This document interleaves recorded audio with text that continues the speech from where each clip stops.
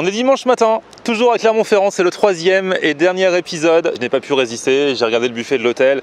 C'était basique, mais vous savez, il y a les petites saucisses, les petits œufs brouillés, tout ce que j'aime. Donc du coup, j'ai fait. Et bon, là, il va être midi. Je vais quand même aller manger, vous inquiétez pas. 3e épisode à Clermont. Go!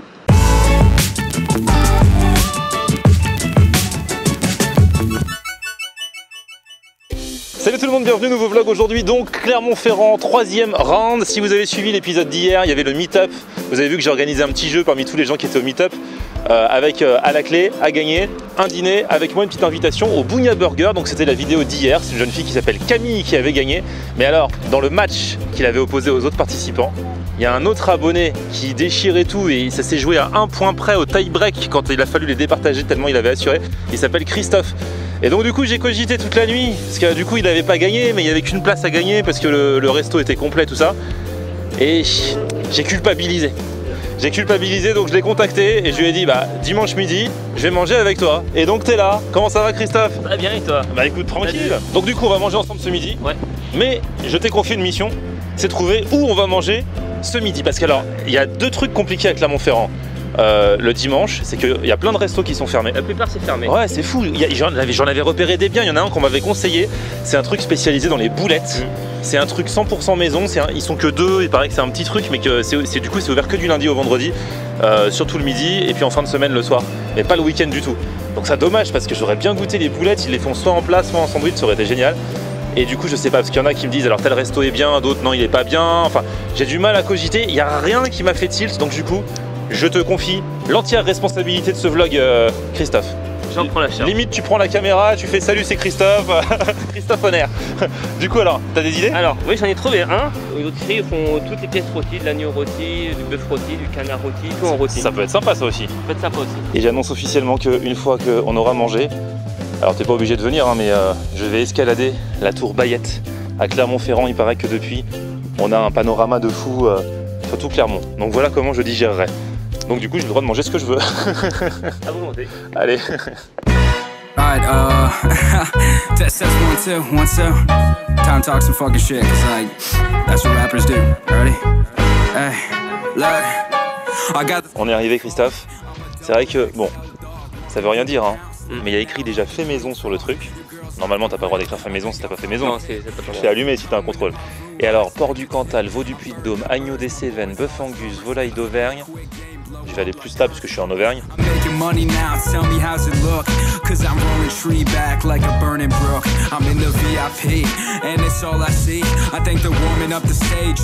Du coup ça s'appelle la rôtisserie parce que tout est tout rôti.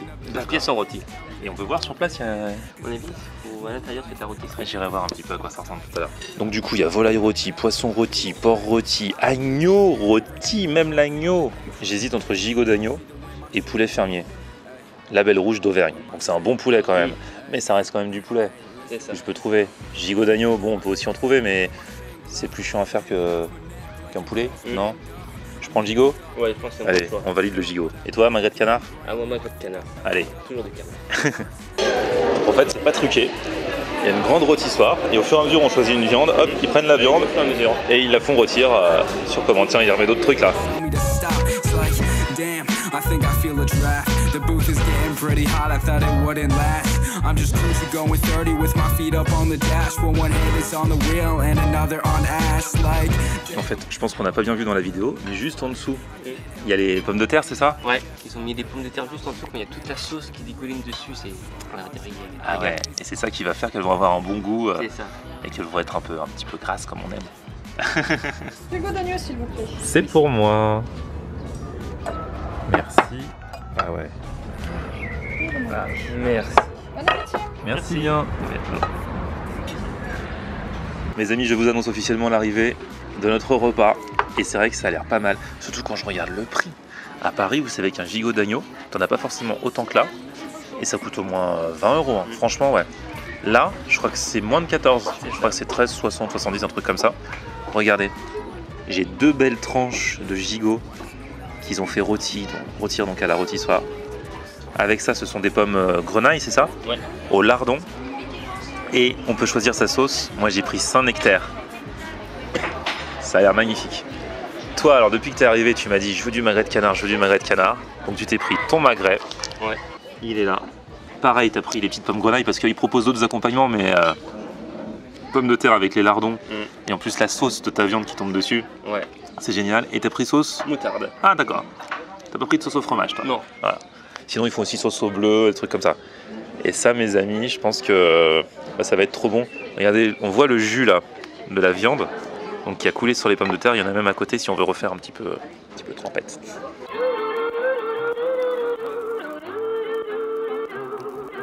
Donc il a l'air bien tendre ton canard, non? Ah, il est nickel. T'as pris quelle cuisson? Rosé. Rosé, c'est comme ça que ça se mange normalement? C'est comme ça que ça se mange rosé. Ok. Un petit peu de sauce à la moutarde là. Ouais. Merveilleux. Toi qui as l'air assez connaisseur en matière de canard, parfait, ça passe? Génial.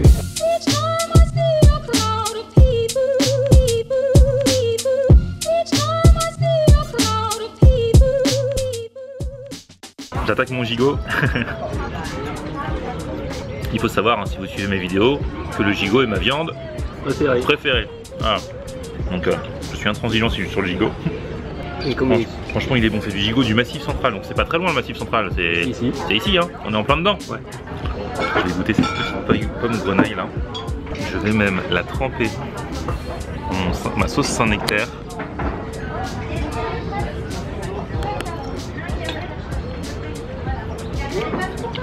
Allez, sauce Saint-Nectaire, il rigole pas avec, ça a le vrai goût du vrai Saint-Nectaire. Hein. Je sais pas comment on fait une sauce, on rajoute quelque chose, c'est pas juste du fromage fondu. De la crème. La crème et du fromage? À mon avis. Ah ouais. Bon, c'est pas live, mais bon, c'est ça les bonnes choses. Hein. Si on va en dessous, on a aussi des petits morceaux de lardon qui vont avec la pomme de terre et le jus de la viande qui est là. Messieurs, dames. Les patates sont super bonnes. La sauce Saint-Nectaire même ne sert limite à rien. Enfin, elle est super bonne, mais la patate se suffit à elle-même avec le petit lardon plus le jus de la viande, quoi. C'est juste trop bon. En plus, ça c'est vraiment genre le repas du dimanche, tu sais. Gigot, pommes de terre, grenaille, trop bien.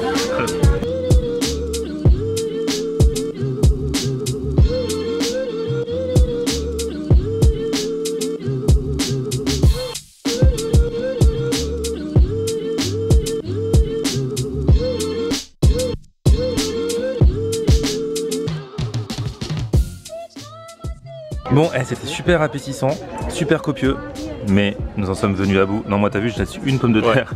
C'est pas sérieux. Hein, c'est pas sérieux, tu la veux? Ouais, tu peux la finir. Allez, vas-y, finis là. Je sais pas, j'ai l'impression que c'est celle qui ferait la différence. C'était trop bon. Il y a une raison au fait que je ne finisse pas. C'est que j'ai repéré les desserts. D'ailleurs, hier dans le quiz Florian en air, tu as eu la bonne réponse. Quel est mon dessert préféré? Les profiteroles. Les profiteroles, tout à fait. Et ici, on peut choisir si on prend un chou, deux choux ou trois choux. C'est génial. Moi, je prends trois choux. Hein. Voilà, non, et ce gigot, rapport qualité-quantité-prix, était vraiment exceptionnel. J'ai trop kiffé. Et merci pour ce choix. Merci de m'avoir emmené à cette rôtisserie. Hein. Je t'en prie, c'est un plaisir.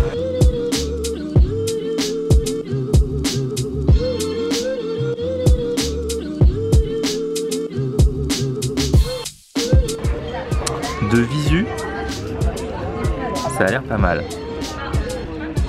Un petit peu plus de sauce chocolat, j'aurais bien aimé, j'aime bien quand ça baigne un peu. Mais le chou à l'instant, on va voir. Et toi, alors toi, Hop. Oui. L'originalité, c'est que, alors déjà, parle des glaces, il y a quoi comme glace? Donc c'est sorbet abricot, cassis, et surtout il y a des fruits rôtis dessus. Ils ont fait rôtir des fruits, donc tu as de l'ananas. De l'abricot. Ça va, ça vous plaît pour les entrées? Très bien. C'est génial, ça c'est original, ça c'est une coupe glacée comme on n'en voit pas souvent quoi. Avec des fruits rôtis. Ils ont fait en fait le concept de la rôtisserie jusqu'au bout, jusqu'au dessert. Ça c'est cool.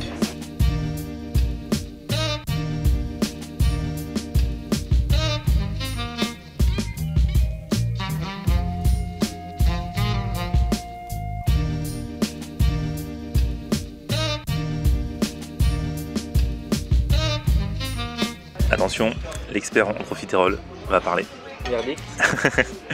Le verdict, alors c'est que le chou est très bon. Je pense qu'il est maison. La glace est particulièrement bonne.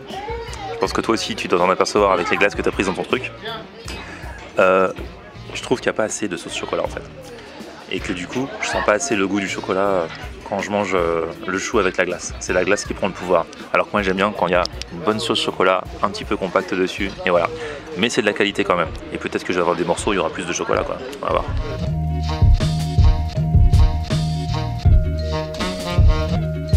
Alors, de ton côté, cette coupe rôtisserie?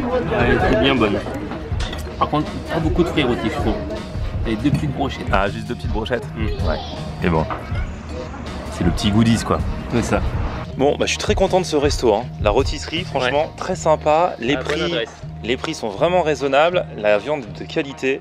C'est vraiment rôti en live sur les rôtissoirs. C'est pas des trucs qui sont là, qui cuisent pendant des heures. Non, ils te prennent la viande au moment où tu fais la commande exactement. Et ils te la font rôtir. Les desserts étaient pas mal. Franchement, c'est cool. Donc on est un petit peu en dehors de Clermont. On est à Aubière, c'est la limite, c'est ça? Et bon, en voiture, c'est à 10 minutes. Hein. Ouais, c'est à côté. Voilà.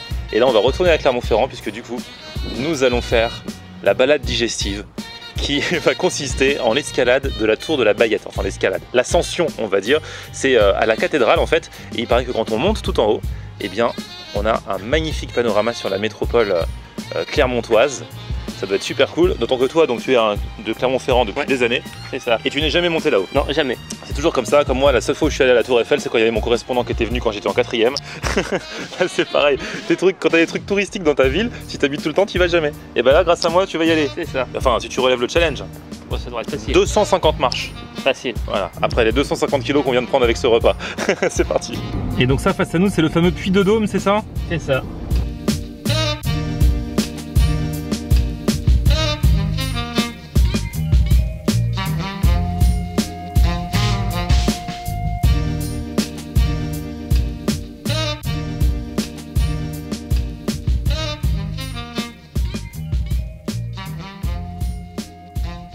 Bon, donc on accède par la cathédrale, ça vient d'ouvrir. On va y aller, je crois que c'est 2 € l'entrée. Et après on escalade 250 marches et on aura un beau panorama. Mais ça vaut le coup, ça vaut le coup. Ça vaut le coup.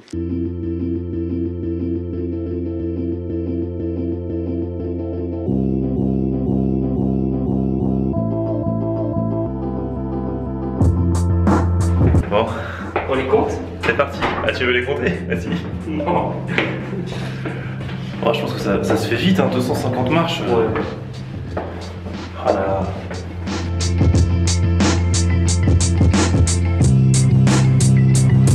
Ça va toujours? Nickel. On a un bon rythme là. Hein.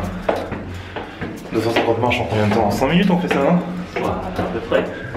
Il y a une porte. Fort Boyard. Est-ce que tu as la clé? Non. Alors là pour l'instant. Ah, on a commencé à monter un peu là. Je vois la lumière du jour. Je crois que c'est bon. Yes. Ah non, il y a encore des marches. Hein. Ah non. Non, non, les marches c'est vers une porte. On y est.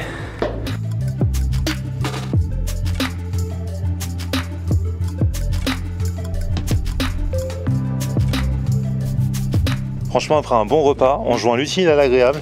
Là, on a perdu des grammes. On se monte les 250 marches et en plus on a un magnifique panorama. Si vous venez dans le coin, il faut faire cette petite ascension, ça vaut le coup là. Donc il est où le Puy de Dôme? Là. Ah mince, il y a la cathédrale qui nous qui nous le cache. On le voit entre les 2 tours en fait.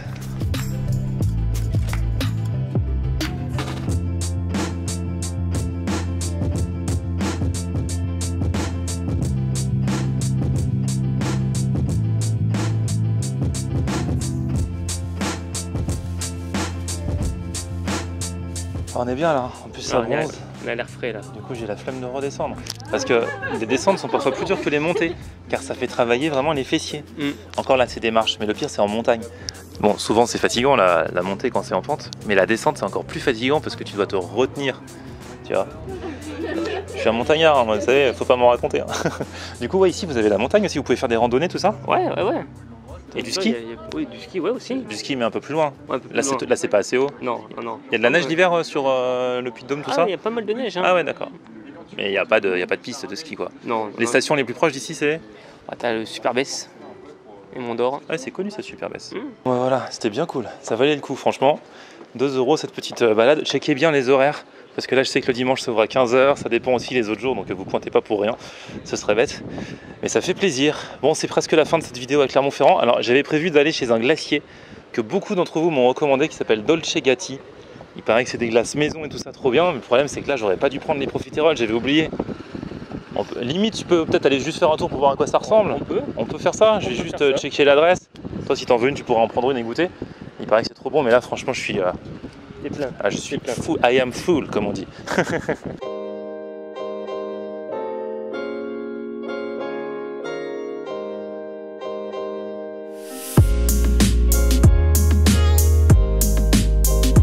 Tu vois, ils ont plein de glaces, ils ont plein de parfums. Véritable glace d'artisans des Hautes-Alpes. En fait, elles sont pas faites ici, mais elles s'approvisionnent chez des artisans de Briançon, du Périgord, d'Auvergne. Il y a plus de 40 parfums.